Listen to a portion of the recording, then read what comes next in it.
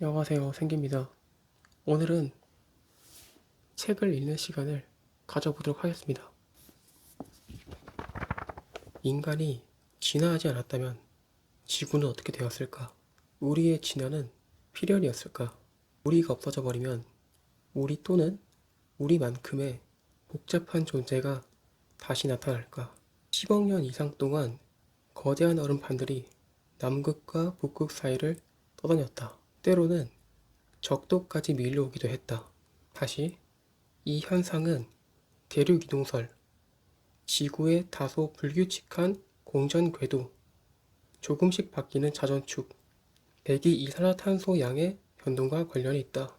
대륙들은 기본적으로 지금의 모습을 갖춘 지난 몇백만 년 동안 빙하기는 꽤 주기적으로 반복되었으며 한 번에 10만 년 정도 지속되었다.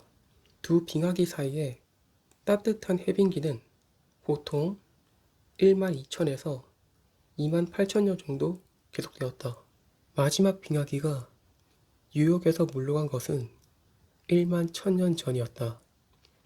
빙하기가 제때 찾아오지 않을 것이라는 회의적 의견이 점점 많아지긴 했어도 정상 조건이라면 맨해튼을 납작하게 만들어 버릴 다음 빙하기는 언제든 올 수 있다. 다음 빙하기가 시작되기 전까지 지금의 휴지기가 훨씬 더 오래 갈 것이라고 예상하는 과학자가 많은데 그 이유는 우리가 대기라는 누비이울에다 단열재를 더 채워넣음으로써 불가피한 것을 지연시켰기 때문이라고 한다. 남극의 빙하코어에 든 아주 오래된 거품을 조사해본 결과 현재 지구에는 과거 65만 년 전 이래로 그 어느 때보다 많은 이산화탄소가 떠다닌다는 사실이 밝혀졌다. 인간이 내일 당장 사라진다면 탄소가 함유된 분자를 하늘로 올려보내는 일도 없어지겠지만 지금까지 배출된 양이 나름의 영향을 끼치긴 할 것이다. 우리 기준이 잘 바뀌긴 하지만 어쨌든 그런 일은 우리 기준으로 볼 때 빨리 일어나지 않을 것이다. 자연의 실력을 행사하는 우리는 대기와 생물권과 바다가 일으킨 것을 설명하기 위해서는 그런 여러 학문 분과를 다 끌어들일 수밖에 없다고 말한다. 200년 전까지만 해도 대기의 이산화탄소는 일정한 비율만큼 바다로 녹아들어가 지구의 평형 상태를 유지했다. 그러나 지금은 대기의 이산화탄소 비중이 너무 높아서 바다가 새롭게 적응하는데 워낙 거대하기 때문에 시간이 걸린다고 한다. 바닷물이 한번 완전히 순환하는 데는 1000년이 걸린다. 그렇다고 지구가 산업사회 이전에 깨끗한 상태로 되돌아가는 것은 아니다. 바다와 대기는 서로 더 균형을 이루게 되지만 둘 다 이미 이산화탄소를 과하게 품고 있는 상태다. 땅도 마찬가지다. 과도한 탄소는 그것을 흡수하되 결국 다시 내보내는 흙과 생명체를 통해 순환한다. 그러면 그것은 다 어디로 갈까? 생물권은 대체로 엎어놓은 유리 항아리와 같다. 위로는 가끔 유성이 들어오긴 하지만 기본적으로 외부 물질이 들어올 수 없도록 차단되어 있다. 바닥은 화산 분출 같은 틀이 존재한다. 문제는 석탄계 지층을 파내어 탄소를 하늘로 내뿜으면서 우리가 1700년대부터 분출을 멈추지 않은 화산이 되어버렸다는 사실이다.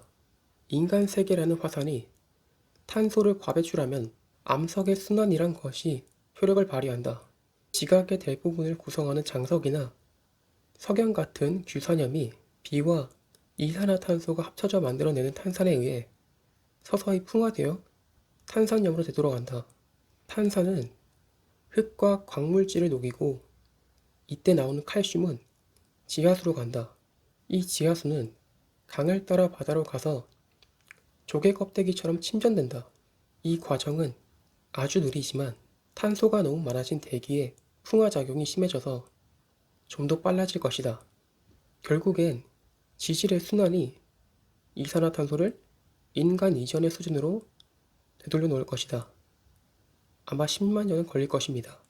한 가지 우려스러운 점은 마침 조그만 해양 동물들이 자기 겉껍질 속에 탄소를 가둘 때 해수면 가까이 늘어나 있는 이산화탄소가 그 껍질을 녹여버릴 수 있다는 것이다. 또 기온이 상승하면서 이산화탄소를 호흡하는 플랑크톤이 줄어드는 동시에 바닷물은 더 따뜻해지고 바닷물에 흡수되는 이산화탄소는 줄어들 수 있다는 점이다. 그렇긴 해도 우리가 사라지고 나면 바다가 처음으로 한번 완전히 순환하는 1000년 동안 과배출된 이산화탄소의 90%는 바다에 흡수될 수 있으며 산업사회 이전에 대기 이산화탄소 농도 수준인 280ppm보다 10, 20ppm 더 높은 정도만 대기에 남을 것이다. 10년 동안 남극의 빙하코어를 조사해온 과학자들은 지금의 380ppm 수준에 비해 그 정도로 농도가 줄어들면 앞으로 적어도 1만 5천년 동안 빙하의 침식이 없을 것이라 확신한다. 반면 북극을 연구해온 저명한 과학자들 몇몇은 그린란드 만년설에 녹아내린 물이 멕시코 만류를 시키다 마침내 차단될지 모른다고 주장한다. 전 세계에 난류를 순환시키는 이 거대한 흐름이 멈춰버리면 유럽과 북미 동부 해안에 빙하기를 맞게 될 것이라고 한다. 거대한 얼음판이 빙하를 이룰 정도로 심하지 않을 수 있지만 온대림 대신에 나무 없는 툰드라의 영구 동토가 자리를 차지할지도 모른다. 땅딸막해진 딸기류 덩굴은 이끼류 사이로 점점 눈에 띄면서 술록은 남쪽으로 유인할 것이다.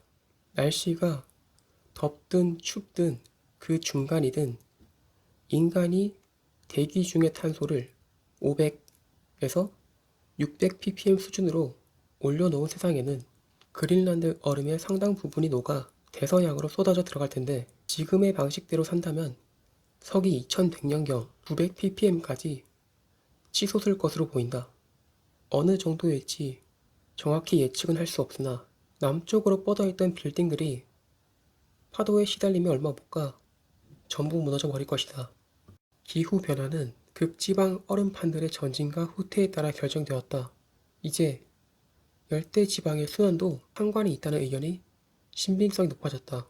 극지방의 기후변화에 대해서는 많이 알지만 우리가 사는 지구 열기관의 기후변화에 대해서는 잘 모르고 있습니다. 열대지방의 코어 분석이 빙하에서 발견되는 것보다 10배 많은 기후 역사 정보를 제공해주며 훨씬 더 정확하다라고 말한다. 그 중에는 인류 진화의 역사도 있다. 우리 조상은 우리가 많아지면서 멸종한 동물들의 뼈를 갈아 날카로운 도구나 무기로 만들었다. 이것들을 보면 우리가 다른 포유류들로부터 두각을 나타내기 직전의 세상이 어떠했는지 아는 데 도움이 된다. 하지만 무엇 때문에 우리가 그래야만 했는지는 알 수 없다. 과학자들은 유인원이 존재했다는 사실을 안다. 유전학 연구에 의해 우리가 침팬지와 같은 조상으로부터 갈라져 나왔음을 알기 때문이다. 미국의 체질 인류학자 리처드 랭엄은 이 발견되지 않은 유인원에게 판프리고리라는 이름을 붙였다. 지금의 침팬지 이전의 유인원은 약 700만 년 전 아프리카에 엄청난 가뭄이 닥치기 이전에 살았다. 멀리 떨어져 있었지만 거대한 얼음판은 이후 몇백만 년에 걸쳐 아프리카의 포유류와 새를 고립시킴으로써 각자 진화해 가도록 만들었다. 우리는 그들 중 하나가 대담한 행동을 하게 되었다는 사실을 안다. 초원지대를 걸어다니기 시작한 것이다. 우간다 남서부에는 우리의 역사가 축소되어 재현된 모습을 볼 수 있는 곳이 있다. 이들은 나뭇가지 사다리가 없으니 두 발로 서 있어야 한다. 한동안 거의 두 발 짐승이 된 상태로 엉거주춤 서서 사자나 하이에나가 있는지 살펴본다.